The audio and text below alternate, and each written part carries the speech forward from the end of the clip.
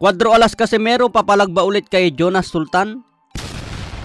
Nagpaiwatig ng isang mensahe si Jonas Sultan na interesado ulit lumaban kay Casimero basta bibigyan daw siya ng kontrata. Matatandaan niya po natin noong 2017 naglaban si Jonas Sultan at Casimero, nangyari yan sa Cebu.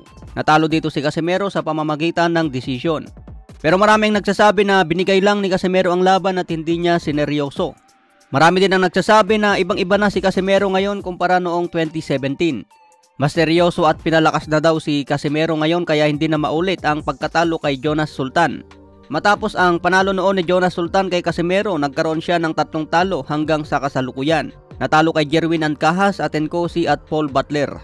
Kaya kung maglaban ngayon si Sultan at Casimero, sigurado mas maganda ang salpukan kumpara noong 2017. Pero mukhang malabo ito mangyari mga tol dahil sa issue ng promoter. Wala na rin dahilan para maglaban pa sa ngayon. Maliban na lang kung maging top contender si Sultan at Casimero at pag-aagawan nila ang pwesto sa mandatory. Pero mahirap pa rin mangyari yan mga tol kung walang interesadong promoter. Sa iba pang balita, Frank Martin sinabing hindi daw siya takot kay Stevenson pero hindi naman niya sinabi kung bakit biglang umatras. May mga chismis na binabarat daw siya ng bayad. Pero sabi naman ni Mike Coppinger, $1 million ang bayad sa kanya at ito ang pinakamalaking bayad sa buong karir. Kung gagawa na lang din siguro tayo ng dahilan mga tol, nakikita siguro ni Frank Martin na wala na siyang pag-asang manalo kay Stevenson kaya iwas muna bago pa masira ang karir. O kaya magdemand ng mas malaking bayad para sulit pa rin ang laban kahit matalo kay Stevenson.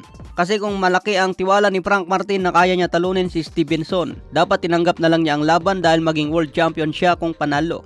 Para pagdating sa susunod na laban, tataas na ang market value at pwede na mag-demand ng malaki. Sabi nga nila mga tol, dapat may mapatunayan ka muna bago mag-demand.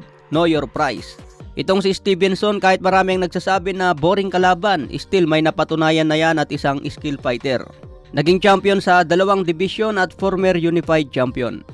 Sa iba pang balita, Tyson Fury binanatan si Alexandre Usyk. Parang batang gumapang umano matapos tamaan sa body shot. Maraming beses na raw tinamaan si Tyson Fury sa katawan at hindi siya gumapang na parang bata tulad kay Usyk. Sa buong laban daw ni Fury kay Deontay Wilder, 4 na beses siya bumagsak. Sa unang laban, 2 beses bumagsak si Fury. Pagdating sa trilogy, 2 beses ulit bumagsak. Pero hindi daw siya gumapang sa isang body shot tulad kay Usyk. Ito nga po ang biggest fight ngayon na pwedeng mangyari bago matapos ang taon o sa susunod na taon. Sa iba pang balita, Floyd Mayweather nagbigay ng mensahe sa mga boksingero. Kung ano daw ang ginagawa nyo sa meat pad, dapat ito ang ginagawa sa loob ng ring. I-practice daw ang paboritong combo at setup para easy na lang sa mismong laban. A lot of fighters think it's just this. Let's do it. Come on. See, a lot of fighters think it's just this. So I don't want to make it a habit of showing fighters. So we're gonna get back to the basics of boxing. Let's go. See the long jab. See the long jab.